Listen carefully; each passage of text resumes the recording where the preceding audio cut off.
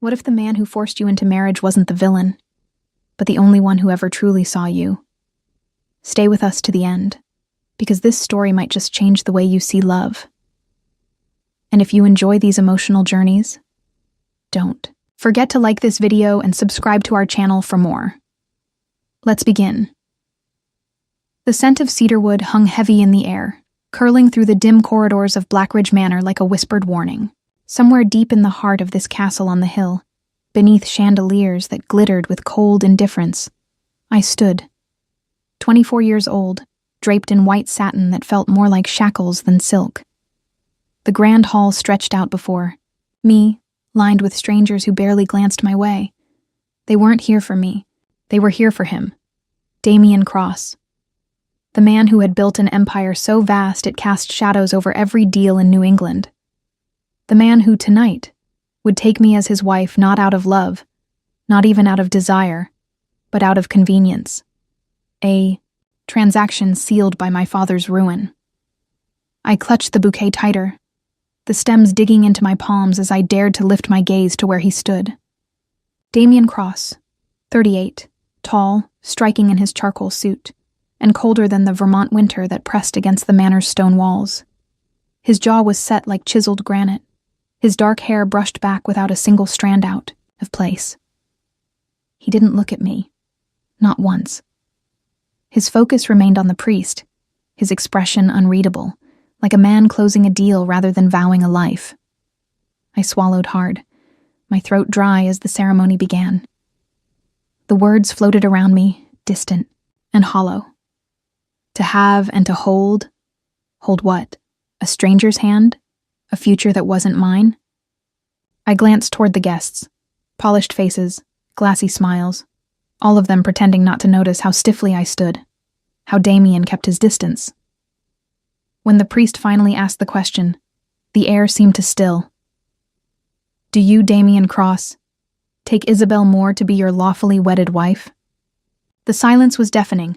I dared to hope, for a second, that he might refuse, that he might walk away and release me from this gilded cage. But his voice cut through the stillness like a blade. I do. 2 words. Sharp. Mechanical. Nothing. More than an execution of duty. And then it was my turn. I tried to speak, but the words tangled in my throat. I felt my knees threaten to give way beneath the weight of everything I was sacrificing. My freedom, my dignity, my heart. I thought of my father sitting in a hospital bed, frail and beaten down by debt. I thought of my mother, gone too soon, her whispered lessons on loyalty and honor echoing in my heart. I do, I whispered, my voice barely audible. The priest pronounced us husband and wife. There was no kiss, no soft touch of reassurance, only the quiet scratch of a pen as Damien signed the marriage certificate like he was finalizing a merger. The moment the ink dried, he turned away, already retreating into the shadows of the manor. My heart clenched. I stood there, abandoned, in a sea of glittering chandeliers and polished marble, the weight of my choice pressing down on me like a stone. Later that night, I found myself in a guest wing I had never seen before. A sprawling bedroom, too large for one person, too cold for something called home. My suitcase, small, worn, so painfully out of place, sat on the edge of the velvet chaise. I sank down beside it, my fingers brushing the weathered leather strap.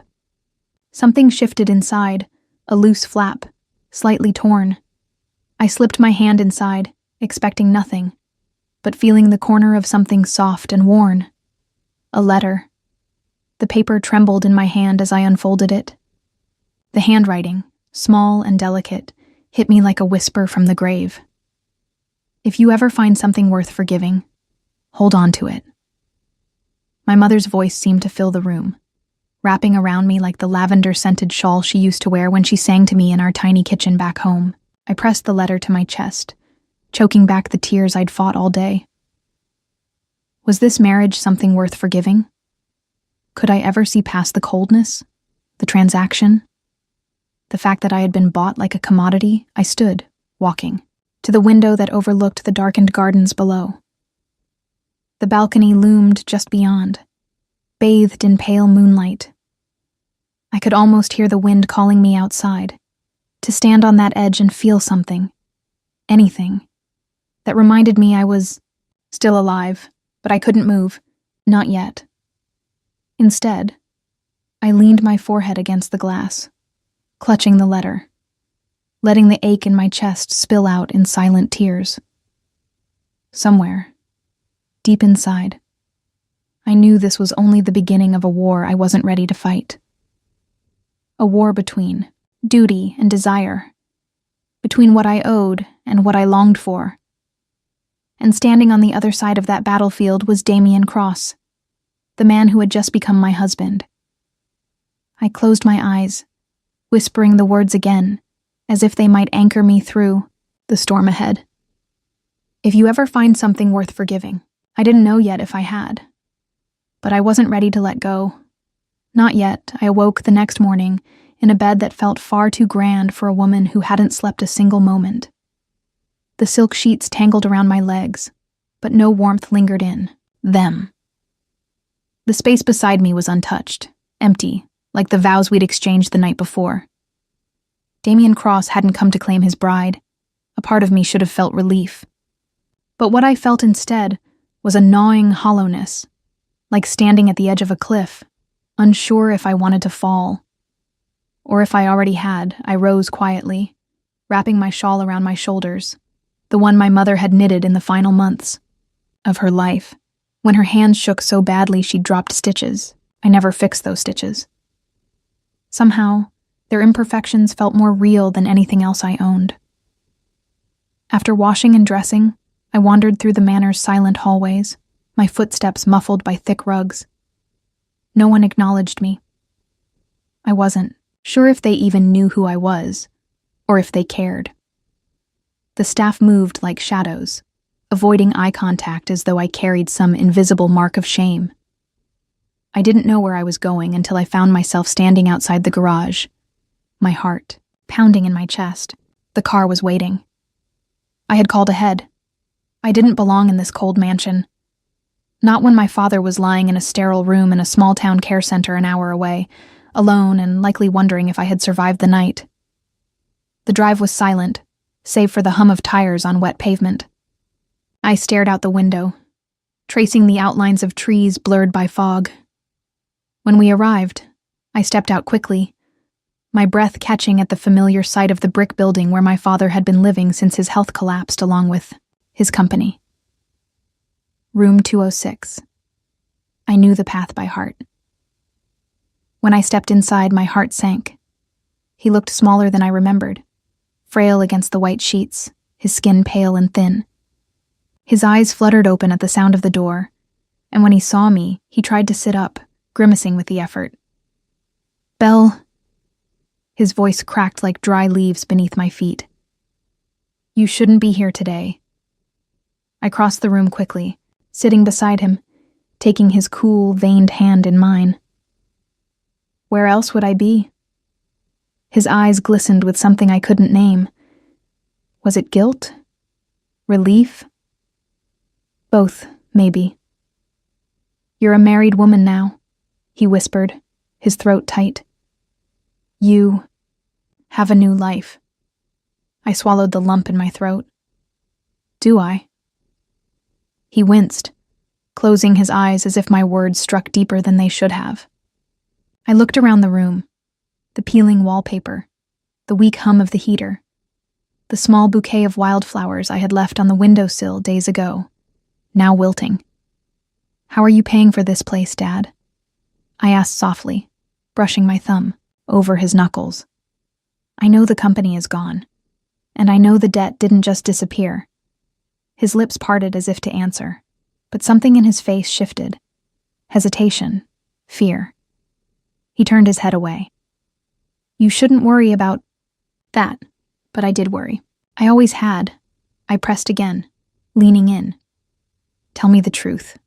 His mouth trembled, but the words never came. He simply squeezed my hand and whispered, "Forgive me."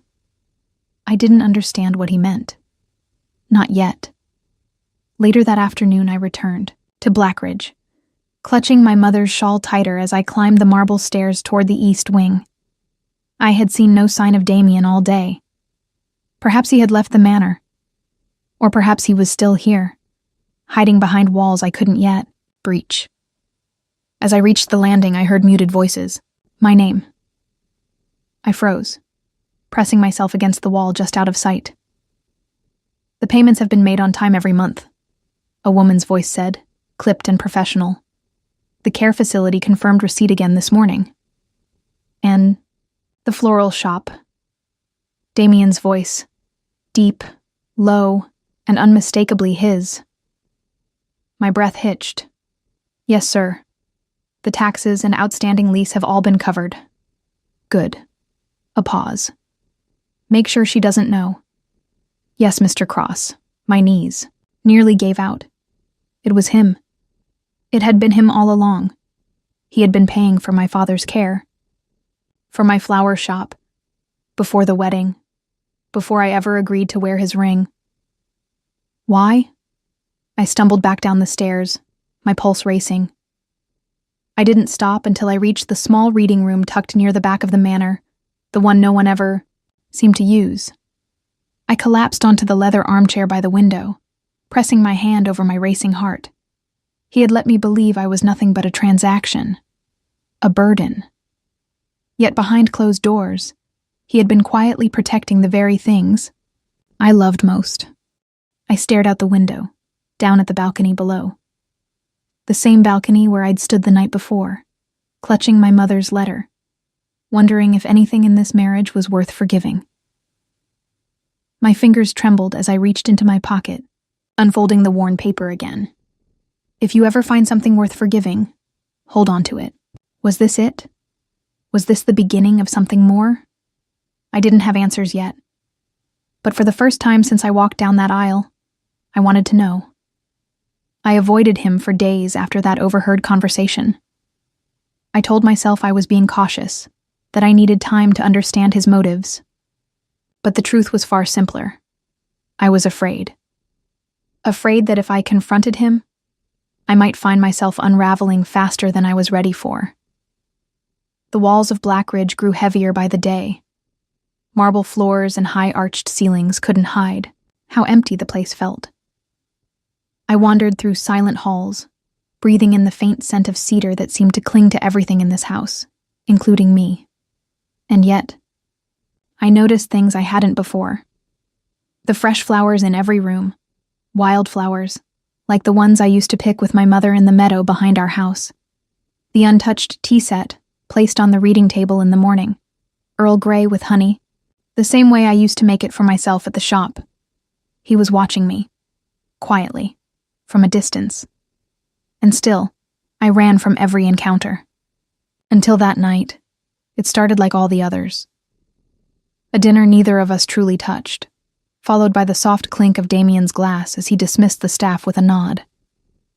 I sat at the far end of the table, picking at the hem of my dress, avoiding his eyes. When I finally stood to leave, his voice cut through the air like velvet steel. Stay. I froze. Slowly, I turned to face him. He leaned back in his chair, jacket unbuttoned, the top of his shirt slightly loosened as if even his perfectly sculpted control had grown tired. His dark eyes studied me, unreadable. Why do you keep running from me, Isabel? His voice was low, almost tired. I swallowed. I'm not running. I'm surviving. He stood then, moving toward me with measured steps. My breath hitched, but I held my ground until he stopped a few feet away. You think I don't see you watching me when you think I'm not looking? His jaw clenched. You think I don't feel you slipping away every chance you get? I backed toward the French doors that led to the balcony, my pulse hammering in my throat. The cool night air rushed over my skin as I stepped outside, the marble beneath my bare feet freezing me in place. He followed. I stood at the edge, gripping the stone railing as if it might steady me. The moon hung low, painting the garden in pale silver. It was too quiet, too charged. You want the truth? I whispered, barely daring to look at him. He said nothing, but I felt him move closer. The heat of his presence wrapped around me like an unseen rope, pulling tighter with every breath. I was terrified of you the day I said I do, I admitted, my voice trembling. You were everything I feared, a man who could buy my life and never look back. A man who didn't even care to hold my hand. He flinched, just barely. I turned, forcing my eyes to meet his. But you were there. You were there before the contract. You paid for my father's care. You saved the only piece of my life I thought I still had left. My shop. Why? He took one slow step toward me, then another, until there was barely a breath between us. Because I wanted to, he murmured. I shook my head, fighting the heat rising in my chest. No, that's not enough. What do you want from me, Damien? Why bring me here? Why marry me if you don't even want me? His jaw tightened, his fists curling at his sides. He stood there, locked in some silent war with himself, until, finally, he exhaled like a dam breaking. You think I don't want you? His voice cracked, quiet, rough, but raw. I have wanted you every damn day since I first saw you standing behind that flower shop counter, looking like you belonged to a world I could never touch. I sucked in a breath, stunned. My fingers tightened on the railing, unsure whether to hold on or let go. He took another step, closing the distance, his hand bracing on the stone beside my head. His breath mingled with mine, warm and uneven. You don't see it, do you? He whispered, his eyes dark with something I couldn't name. I have built walls my whole life. And you. He leaned closer, his forehead nearly brushing mine. You are the only one who makes me want to tear them down. My breath hitched, my heart pounding so hard I thought it might give me away. His hand hovered near my face, hesitant, trembling, like he wasn't sure if he had the right to touch me. You said you were terrified, he whispered. But the truth is, I'm the one who's terrified. Terrified you'll leave, that you'll take whatever this is and walk away, just like everyone else has. I felt my chest cave in, the weight of his words crushing whatever distance still stood between us. My mother's words echoed in my mind, soft and haunting. If you ever find something worth forgiving. I reached up, slowly, my fingers brushing the edge of his jaw. He flinched, like my touch burned him. His breath shuddered. Why would I leave? I whispered, my voice cracking. If you finally stopped pushing me away. His eyes closed for a moment, as if the ache of those words nearly undid him. And when he opened them again, I saw it. The fear, the longing, the man beneath the mask. Without another word, his hand cupped the back of my neck, pulling me gently, almost reverently toward him. His lips brushed mine, feather-light, hesitant, as if he was giving me one last chance to pull away. I didn't, and when he kissed me again, firm, desperate, full of every unspoken word, I knew the walls had started to fall. I barely slept after, that night on the balcony. I lay awake for hours, tracing the memory of his whispered confession over and over in my mind. Every breath we had shared felt like a fragile thread, tying me to something I hadn't dared to hope for. Something that scared me even more than the silence that had lived between us until now. He had let me in, just for a moment. And yet, morning came like a cold wave, pushing me back to reality. I sat on the window seat in my bedroom, staring at the letter I had read a dozen times but never fully opened. I knew every crease, every faded word, but there was something I had never dared to read past that one sentence. My mother's handwriting danced across the page, delicate and shaky in her final months.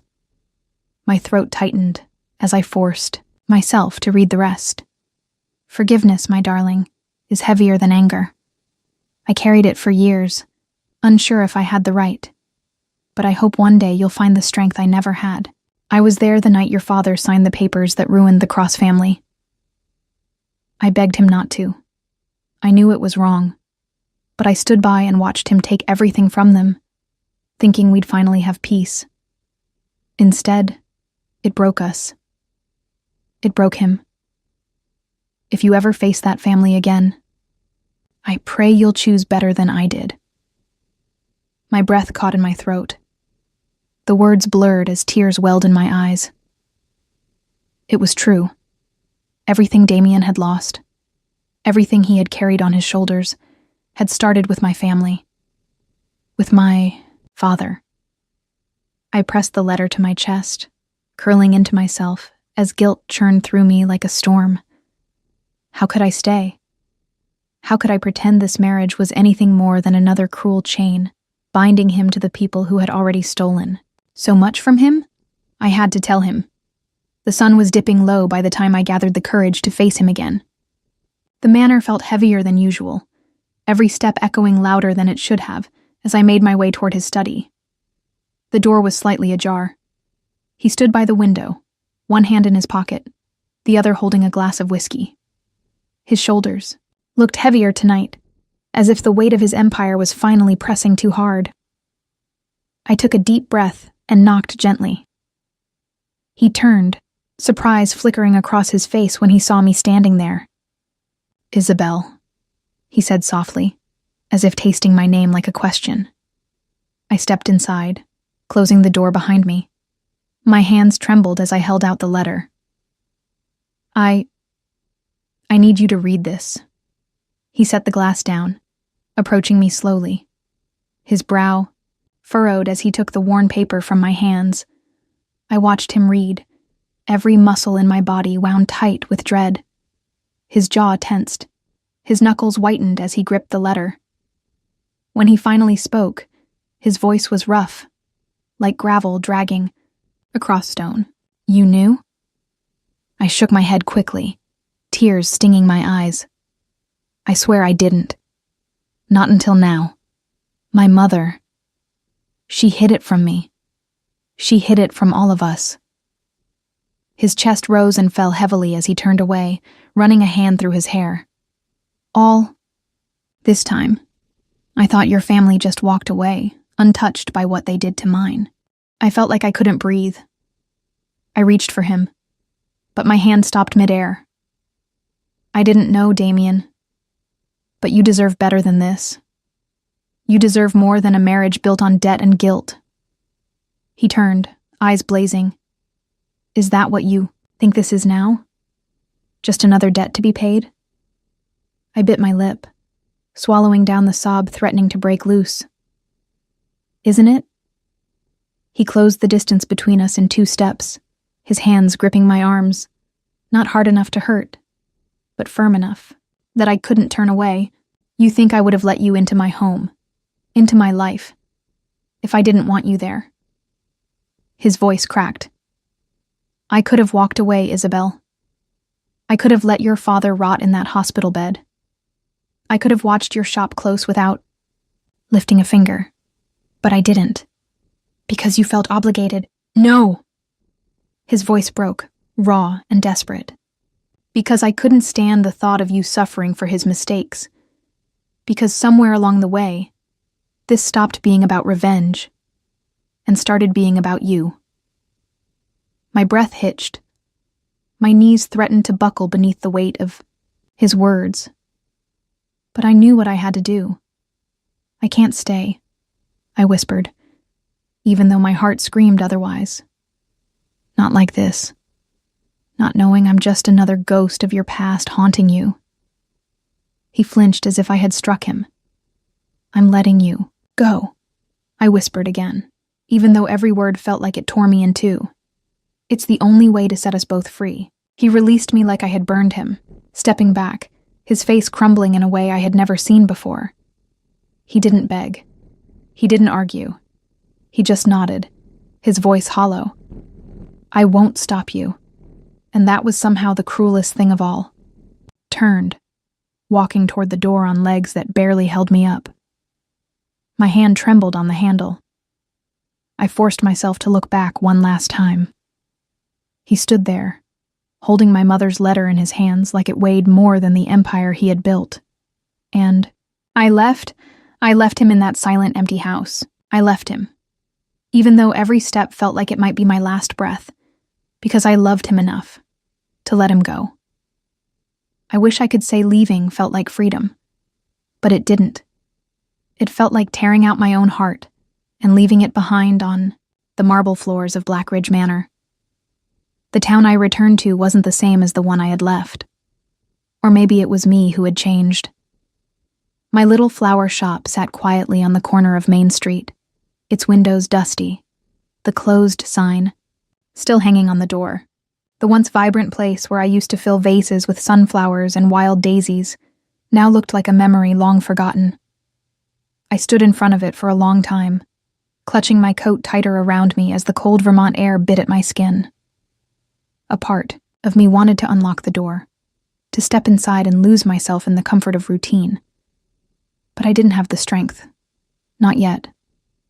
Instead, I walked the familiar path toward the care home where my father still lay, fighting a battle his body was too tired to win. The nurses smiled softly when they saw me. They didn't ask where I'd been. Maybe they already knew. Small towns have a way of knowing things before you're ready to admit them yourself.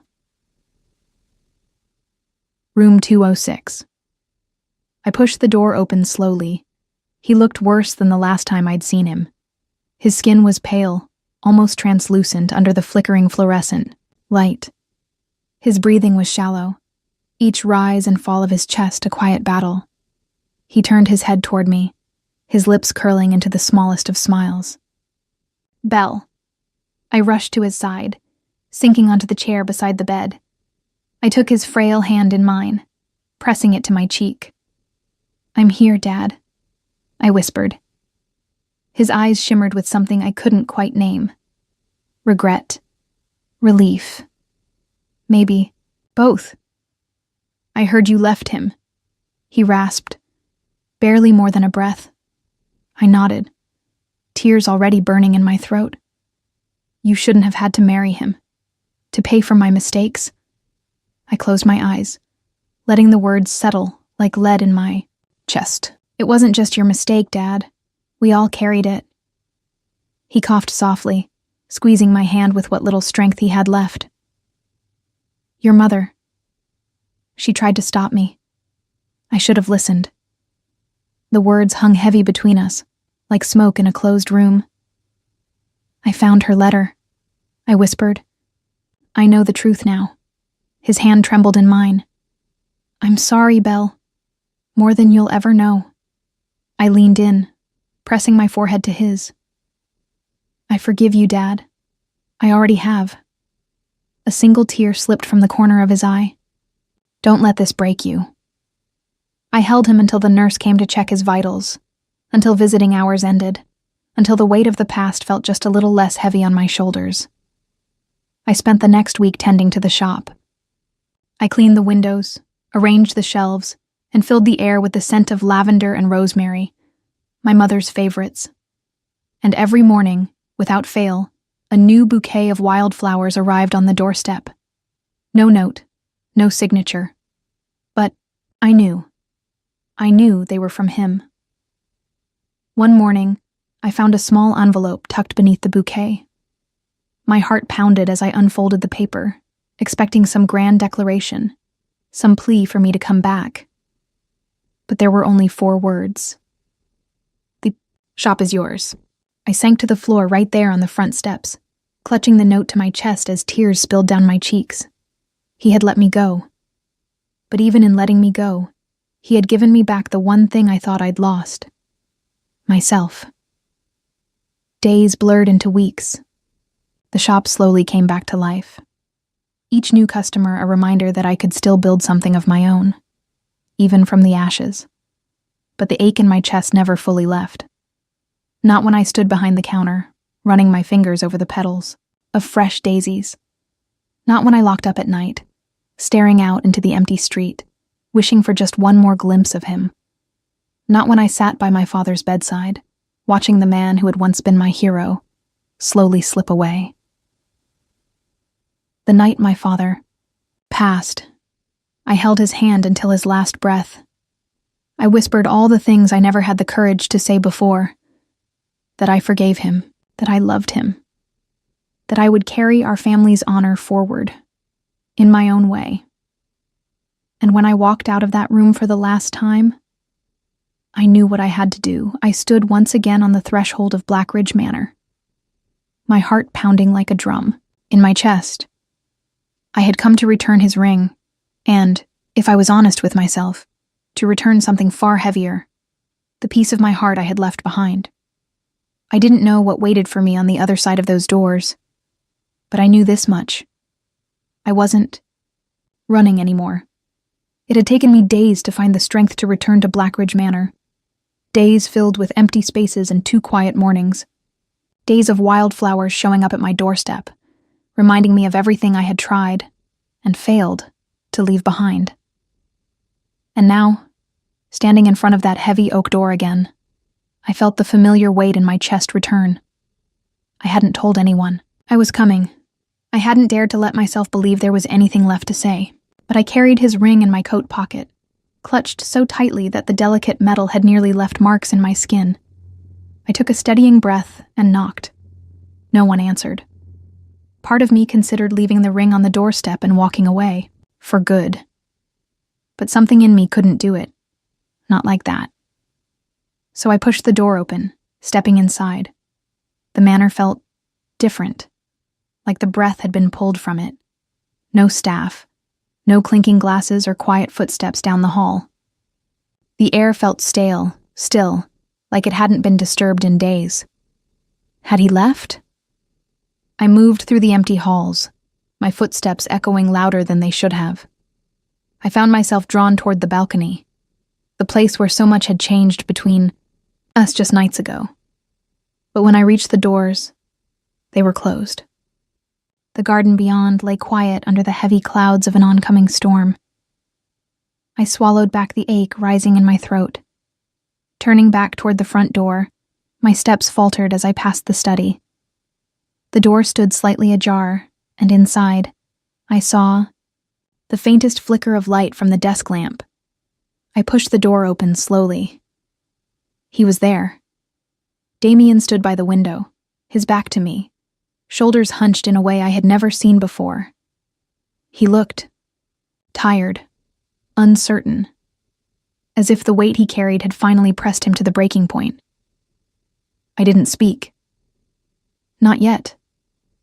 I stepped closer, but before I could find the words, his voice broke the silence. "You came back," he whispered, like he didn't quite believe it himself. I swallowed hard. I shouldn't have left like I did. He turned then, slowly, like every movement cost him something. His face was pale, his jaw clenched tight. But his eyes, those dark, tormented eyes, looked like they hadn't slept since the day I walked out. "You had every right to leave," he said quietly, his voice raw. "I gave you nothing worth staying for." I shook my head, my throat tightening. "That's not true." We stood there, the space between us feeling both impossible and fragile. "Came to return this," I whispered, pulling the ring from my pocket and holding it out to him. But I couldn't do it. His brow furrowed, confusion flickering across his face. "Why?"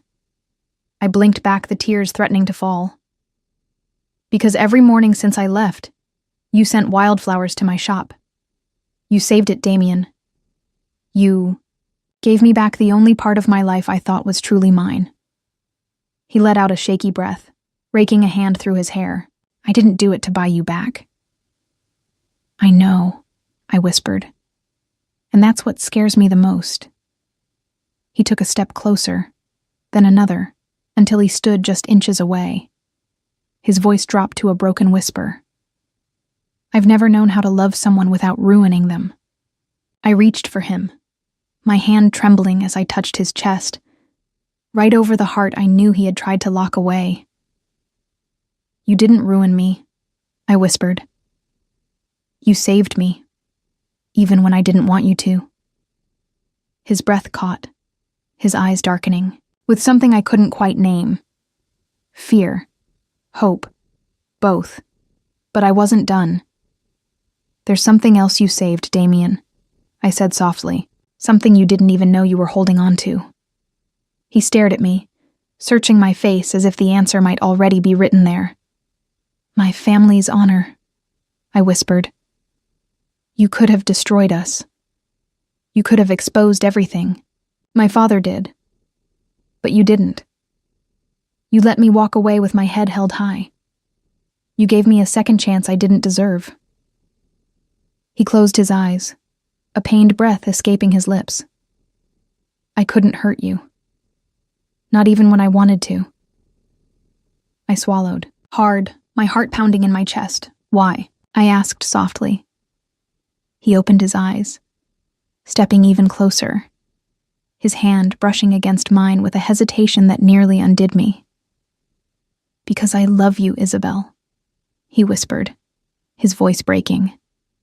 "I have loved you from the moment I first saw. You and I have hated myself for every minute I made you believe otherwise." My breath hitched, tears spilling down my cheeks before I could stop them.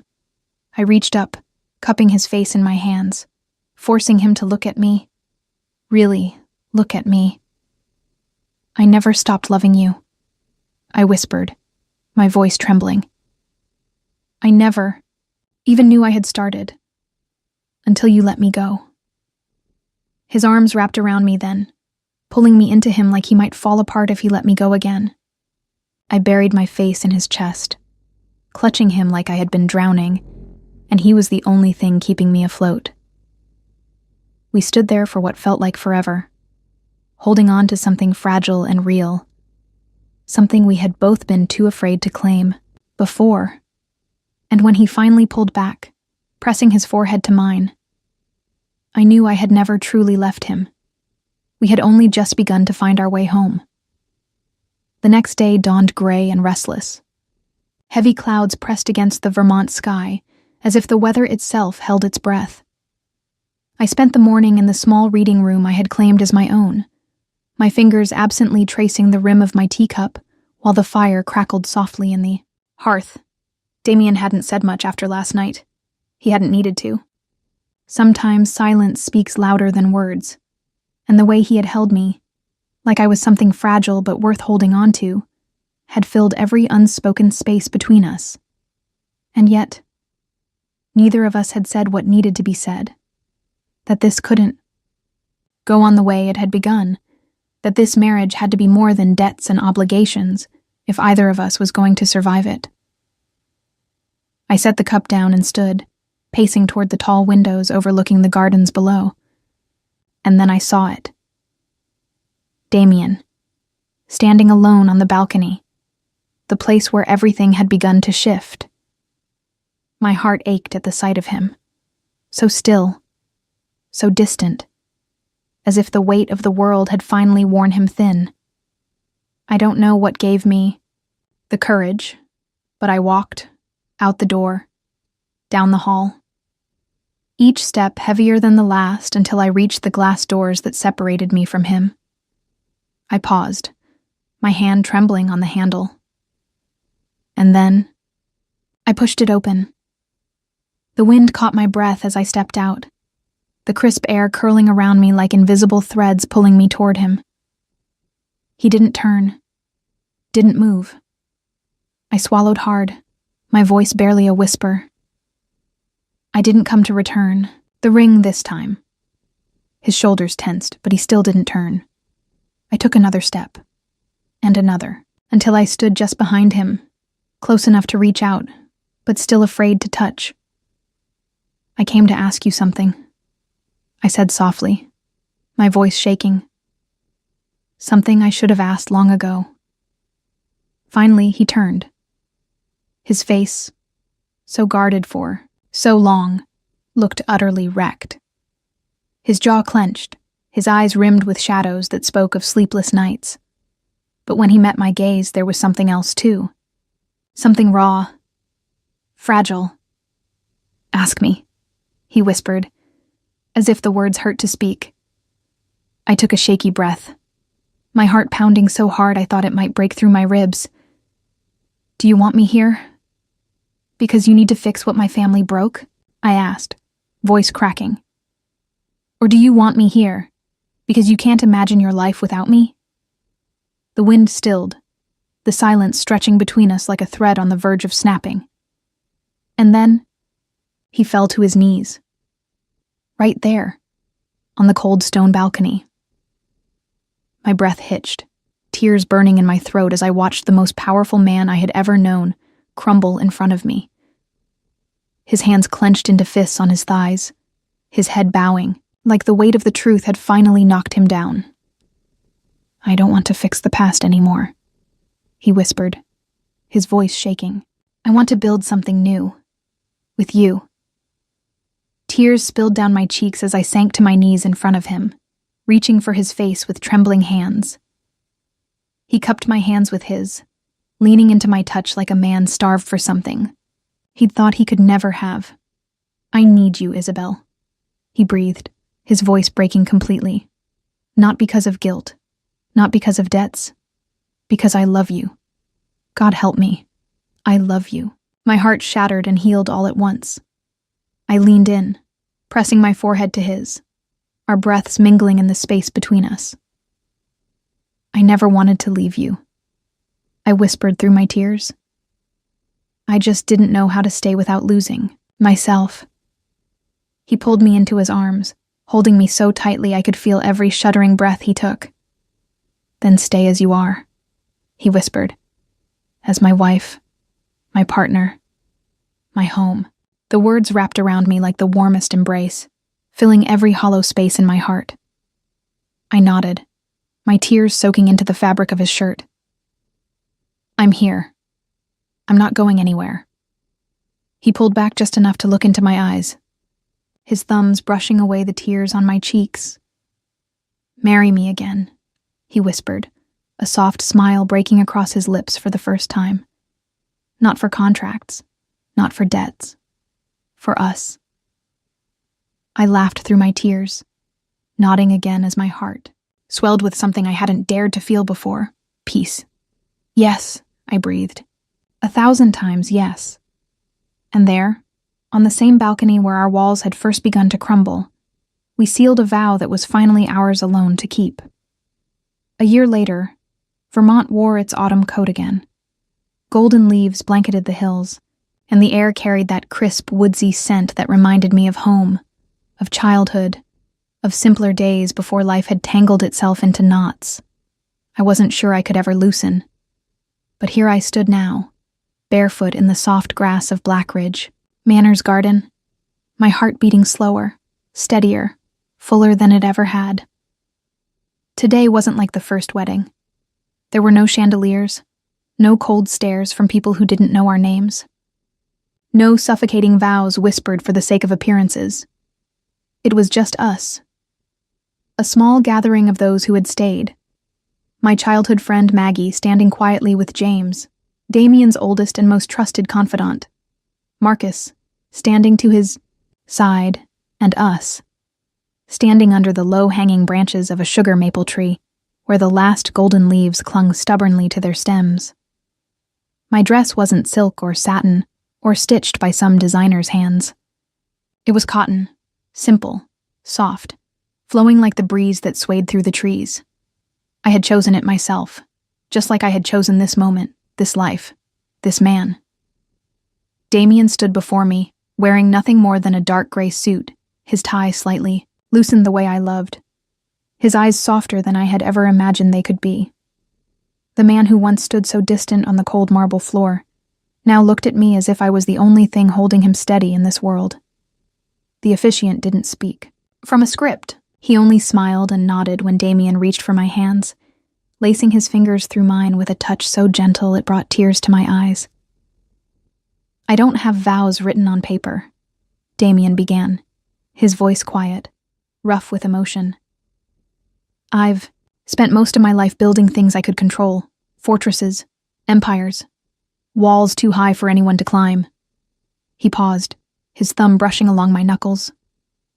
But then you came, and every wall I'd built crumbled the moment I realized what I stood to lose if I didn't fight for you. Tears blurred my vision as I bit my lip to keep from falling apart. I don't need vows to prove anything, anymore, he whispered.